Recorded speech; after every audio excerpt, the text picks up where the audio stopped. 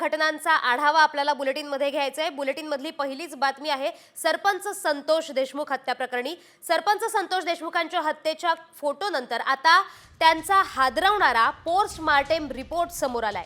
या रिपोर्टमध्ये देशमुखांचा मृत्यू जबर मारहाणीत झाल्याचं समोर आलंय। त्यांच्या शरीराच्या बहुतांश भागांवर मारहाणीच्या जखमा होत्या। मारहाणीमुळे त्यांचं अंग काळनिळ पडलं होतं। नाकातून रक्त येईपर्यंत त्यांना मारहाण केल्याचं ही रिपोर्टमधून उघड झालंय।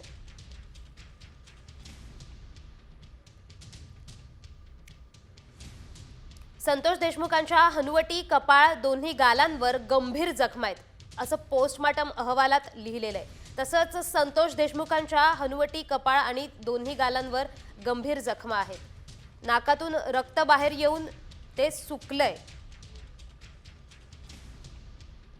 छातीवर उजव्या आणि डाव्या बाजूला तसंच बरगडीवर मारहाणीमुळे जखमा झालेल्या आहेत असंही पोस्टमार्टम मध्ये लिहिलेलं आहे। डाव्या खांद्यावर जखमा आहेत। मारहाणीमुळे जखमांच्या खुण्या काळानिळ्या पडल्या आहेत।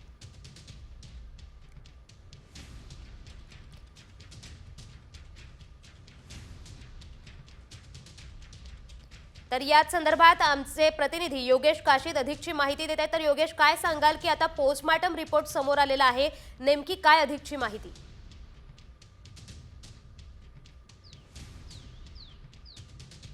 नक्कीच आपण बघू शकतो की संतोष देशमुख यांच्या हत्या प्रकरणाने संपूर्ण महाराष्ट्र हादरला। नवनवीन व्हिडिओ असतील, फोटो असतील दोषारोपपत्रातून समोर आले।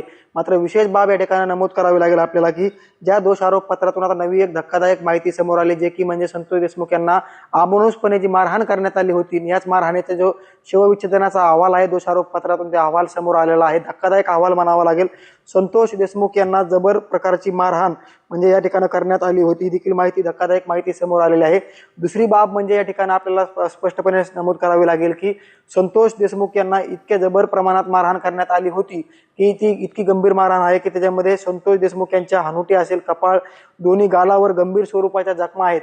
त्याचबरोबर छातीवर उजव्या डाव्या बाजूला तसेच बरगाड्यांवर गंभीर स्वरूपाची मारहाण केल्याचं देखील अहवालामधून समोर आलेलं आहे। संतोष देशमुख यांच्या डाव्या खांद्यावर तीव्र जखमा, दंड, कोपर, त्याचबरोबर मुठीवर देखील गंभीर स्वरूपाची मारहाण असल्याचं देखील धक्कादायक माहिती अहवालामधून समोर आली। त्याचबरोबर संतोष देशमुख यांच्या मारहाणीमुळे, संतोष देशमुख यांना जबर प्रकारच्या मारहाणीमुळे हातपाय काळे पडले। त्याचबरोबर निळ्या रंगाच्या देखील निळ्या काळ्या निळ्या झाल्याचं देखील स्पष्टपणे नमूद करावे लागेल। त्याचबरोबर मांडी, गुडघा, नडगी आणि बरगाड्यांसमोर बेदम मारहाण केल्याचं देखील धक्कादायक माहिती अहवालामधून समोर आली। त्याचबरोबर संतोष देशमुख यांना जबर मारहाणीमुळे अंगामध्ये जवळपास 2 ते 2.5 लिटर रक्त साठल्याचं देखील धक्कादायक माहिती समोर आलेली आहे। आणि विशेष म्हणजे संतोष देशमुख यांना जवळपास 2 ते 2.5 तास। धन्यवाद योगेश दिलेल्या माहितीसाठी।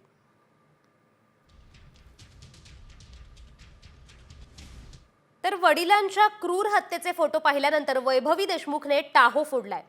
वैभवीचं काळीज पिळवटून निघाले। तिच्या तोंडातून शब्द फुटत नव्हते, डोळ्यातून घळाघळा अश्रू वाहत होते। हत्येआधी सरपंच देशमुखही मारेकरांकडे याचना करत होते। माझे हातपाय तोडा, मात्र लेकरांसाठी सोडा, अशी विनवणी त्यांनी केली। मात्र मारेकरांनी कसलीही दयामया न दाखवता त्यांची निर्घृणपणे हत्या केली। ही धक्कादायक माहिती आरोपपत्रातून आता समोर येते।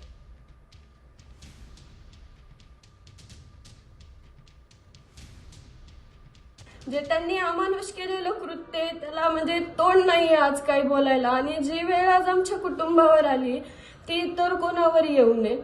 आणि जसं त्याच्यामध्ये इतकं सुद्धा आहे की माझे वडील शेवटी सुद्धा सांगतायत मला माझ्या मुला मुलीसाठी जगू द्या, आणि जे माझ्या गावासाठी आहे, मला माझ्या गावाला पुढे न्यायचंय, मला माझ्या गावासाठी जगू द्या। ते इतकं तळमळ व्यक्त करत असताना सुद्धा म्हणजे यांना कोणाचा तरी वरच्या सरकारचा किंवा कोणाचा तरी हात असल्याशिवाय हे असं करणं शक्य नाहीये।